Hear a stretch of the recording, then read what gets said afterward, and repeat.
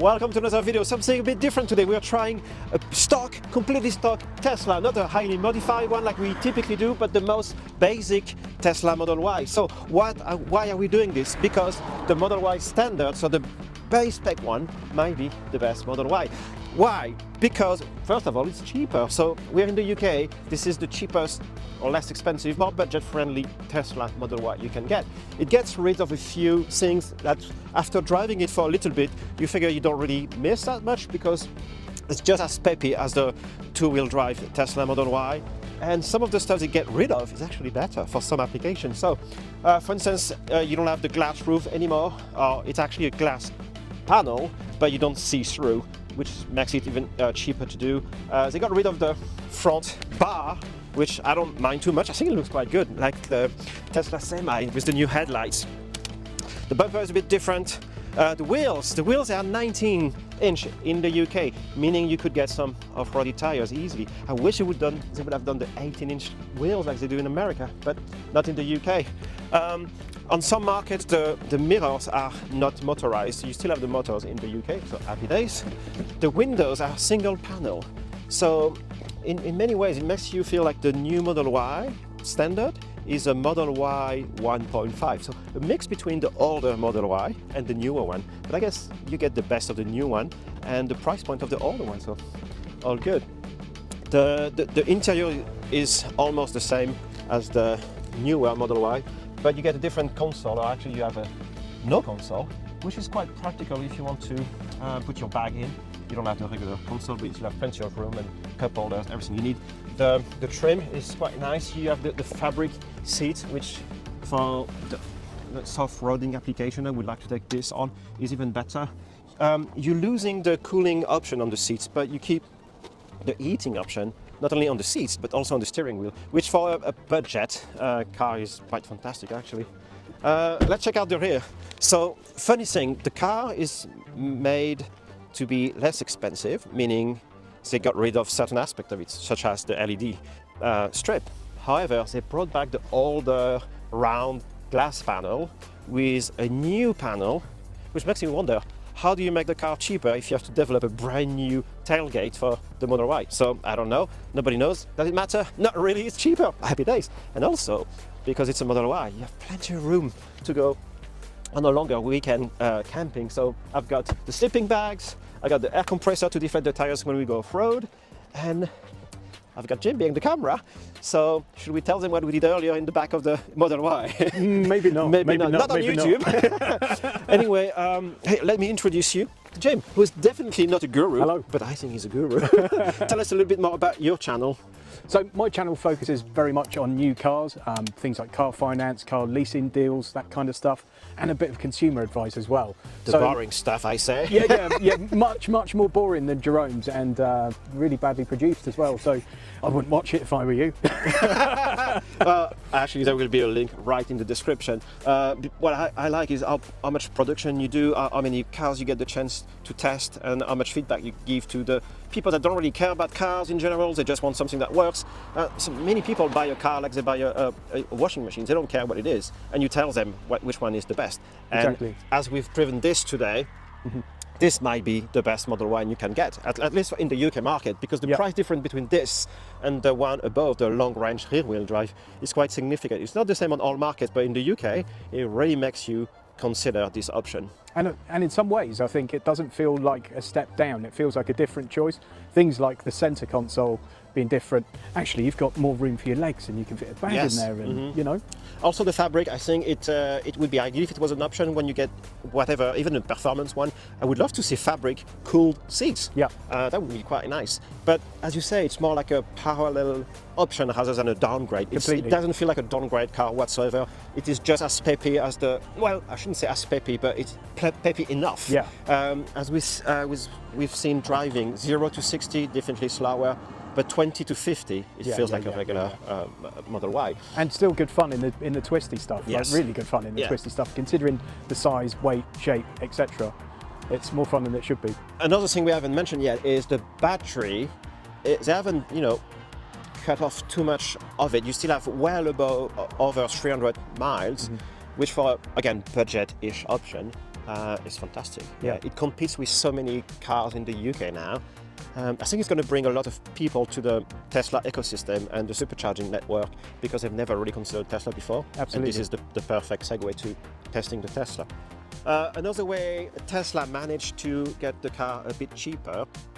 So in the UK it's £42,000, and right now they have a great offer. And actually, you should tell us about the offers, but right now you can get almost £4,000 off the car if you trade in your car. So that's quite a good option, which brings the Tesla Model Y way under £40,000.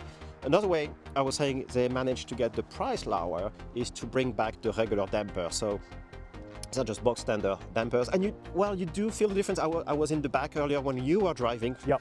quite spiritedly, and you can definitely tell the difference. It's not as smooth as the new Y, which makes sense. It's a cheaper option. Yeah.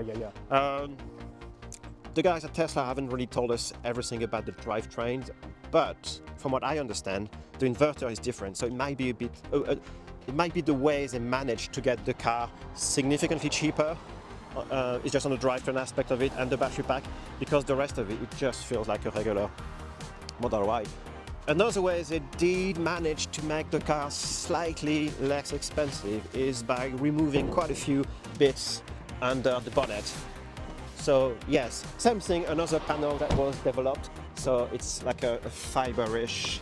It's typically the same product or material you would find underneath the older Model 3s and Model Ys. So you still have, room here, but it doesn't look like it's waterproof or weatherproof, and you don't have any trim around the front area. And this panel doesn't feel like it's the same as the other one. So it's just everything adds up to get the car cheaper and cheaper. But it's pretty much only on paper that the car, it doesn't. Oh, that's the thing. You're supposed to let it drop.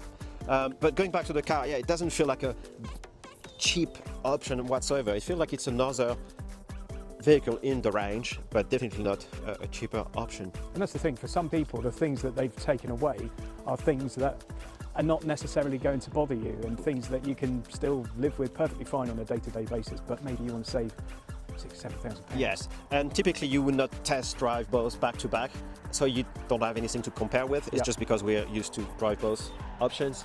But this is the perfect Uber car, taxi car, definitely the perfect fleet car. And also, if you're lucky enough to have a salary sacrifice, this would be significantly cheaper than the previous or the other Model Y.